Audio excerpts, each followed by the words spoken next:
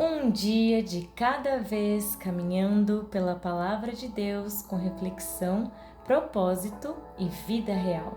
Seja muito bem-vindo ao Bíblia 365 na prática.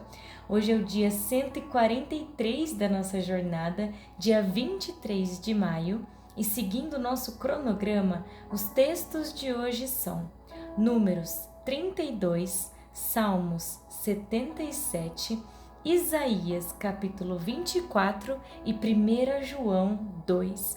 Prepare o seu coração, o seu secreto, se exponha à presença do nosso Deus, do nosso Senhor, que o Espírito Santo te encha no seu secreto e que você conheça cada vez mais o coração de Deus. E se esse programa tem te abençoado, siga aqui nas plataformas e compartilhe com alguém que precisa ouvir essa palavra. E sem mais delongas, Números, capítulo 32. Esse capítulo é muito humano.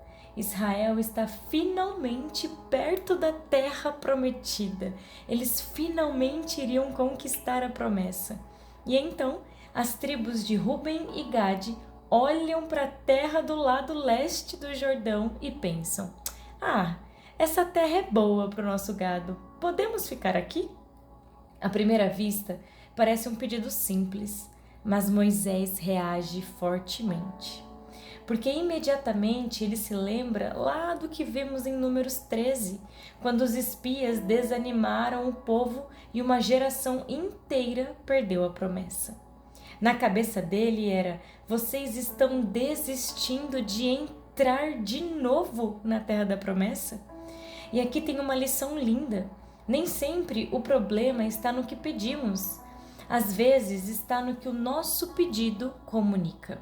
Ruben e Gade precisaram explicar: não estamos abandonando nossos irmãos, vamos lutar com eles até todos receberem sua herança. Moisés percebe que eles não estavam escolhendo conforto, estavam escolhendo uma herança diferente, mas assumindo responsabilidade coletiva. Então ele concorda, mas deixa uma frase fortíssima: se vocês não fizerem isso, saibam que o seu pecado os encontrará. Não significa que Deus está esperando errarmos. Significa aquilo que prometemos diante de Deus importa. E no fim eles recebem Gileade, mas não recebem antes de assumir compromisso. Nem todo pedido errado nasce de rebeldia, mas todo desejo precisa passar pelo propósito de Deus.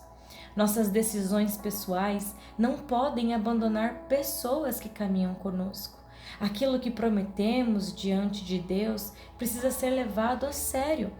Maturidade espiritual também é aprender a perguntar: isso é confortável ou é realmente o que Deus quer? Fica essa perguntinha para nós. E partindo agora para Salmos, capítulo 77. Sabe quando o coração pergunta: Deus, o Senhor ainda está aqui? Diferente de muitos salmos que começam com confiança, esse começa com angústia profunda. Asaf está orando, está lembrando de Deus, mas ao invés de melhorar enquanto ele entra na presença, ele diz: lembro-me de Deus e começo a gemer. Que honestidade! Asaf entra numa espécie de espiral interior. Ele começa a fazer perguntas que muitos já fizeram e poucos admitem. Será que o Senhor nos rejeitou? Será que a graça acabou? Deus esqueceu de ser bondoso? E repare, ele não pergunta: Deus existe?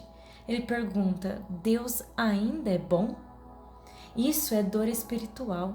É quando a circunstância começa a tentar reescrever quem Deus é.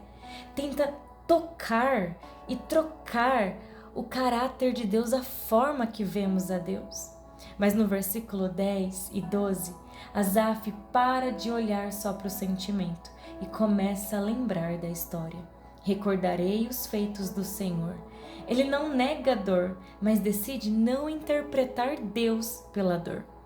Ele escolhe interpretar a dor pelo caráter de Deus. Então ele começa a lembrar do êxodo, do mar abrindo, da libertação, até chegar numa das frases mais bonitas desse salmo: o teu caminho foi pelo mar, mas ninguém encontrou as tuas pegadas.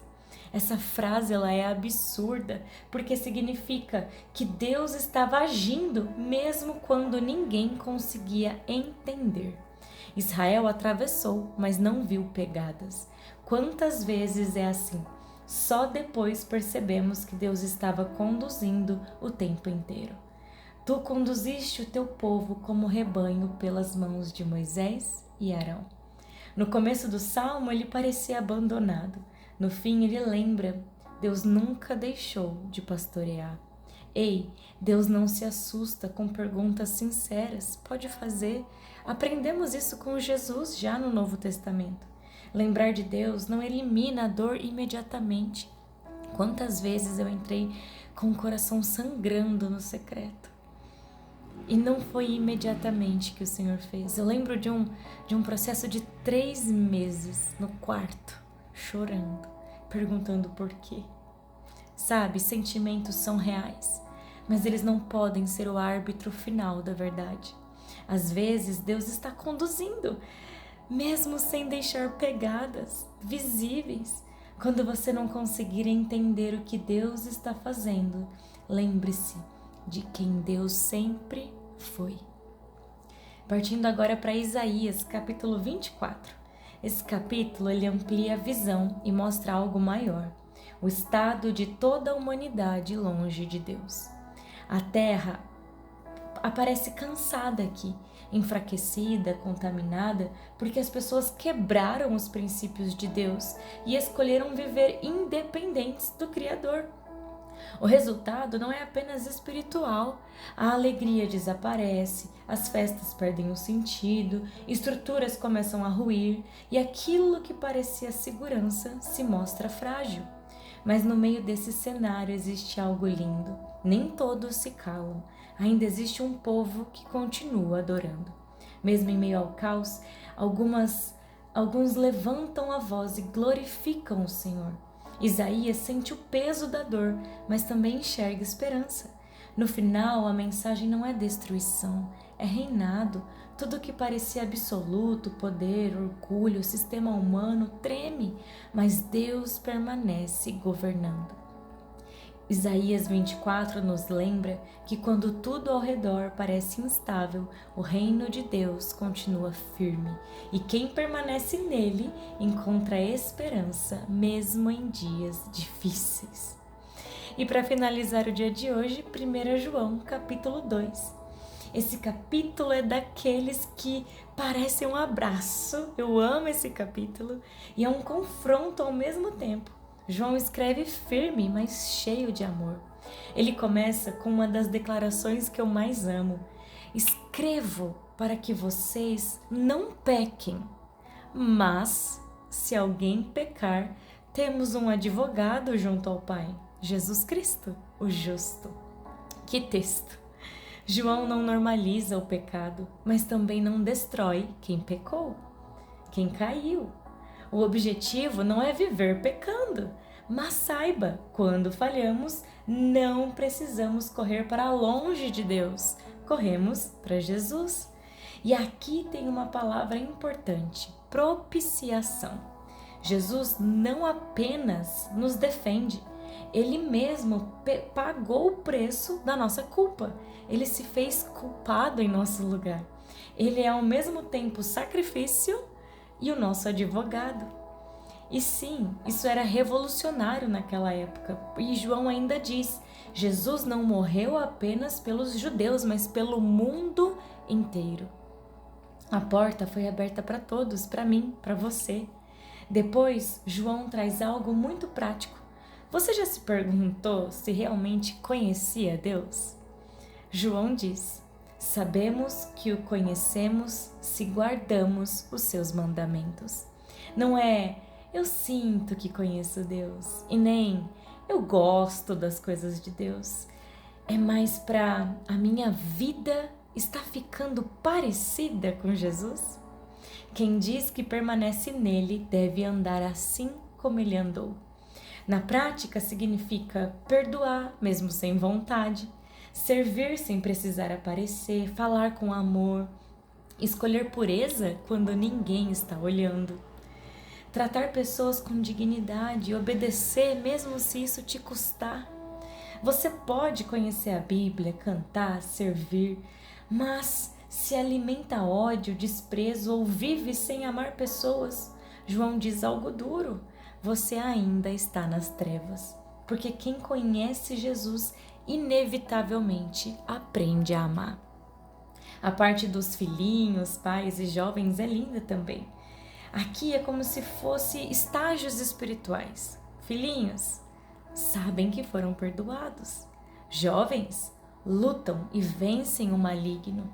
Pais, conhecem profundamente quem Deus é. Não é sobre maturidade, mas é sobre entendimento, crescimento espiritual. E olha, você já deve ter ouvido alguém dizer: jovens, eu vos escolhi porque sois fortes. Mas não é isso que a palavra diz. A palavra diz: jovens, eu vos escrevi. Eu escrevo a vocês porque vocês são fortes. Isso é importante a gente perceber. Depois vem outro alerta fortíssimo: não amem o mundo. E aqui João não está dizendo para odiar pessoas, não é todo mundo. É o mundo, o sistema que vive sem Deus. Desejo sem limite, aparência acima de caráter, ego acima de serviço, conquista acima de obediência, sabe? Não amem essas coisas. E ele resume tudo em 3 raízes: ou desejos da carne, ou desejos dos olhos, ou a soberba da vida. Tudo isso passa. E por fim, João fala dos anticristos. Mas de qualquer, não é esses anticristos fala de qualquer ensino ou pessoa que rejeite Jesus como Cristo e tenta substituir ou distorcer quem ele é. Por isso, eu replico e repito isso que João nos diz: permaneçam nele.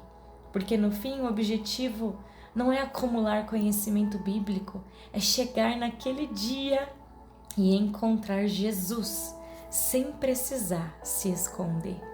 Você não é salvo porque nunca cai. Você permanece porque você corre para Jesus, porque você deixa Ele te transformar e escolhe se parecer com Ele um dia de cada vez. Querido Deus, obrigada, Pai, pela Tua palavra. Obrigada porque o Senhor ainda é bom, porque o Senhor ainda fala conosco, o Senhor ainda nos sustenta, o Senhor ainda deseja viver aventuras com os Teus filhos. Papai, eu oro para que cada pessoa que está ouvindo esse áudio, durante este ano, possa viver uma aventura com o Senhor.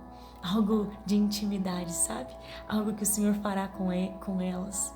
Oh, Senhor, que possamos viver uma vida contigo aqui nesta terra, ansiando pela vida que viveremos com o Senhor no céu. Obrigada, Deus, nós te amamos e te louvamos, em nome de Jesus. Amém e amém. Que Deus te acompanhe hoje. Viva essa palavra na prática. Amanhã seguimos juntos no dia 144 da nossa leitura.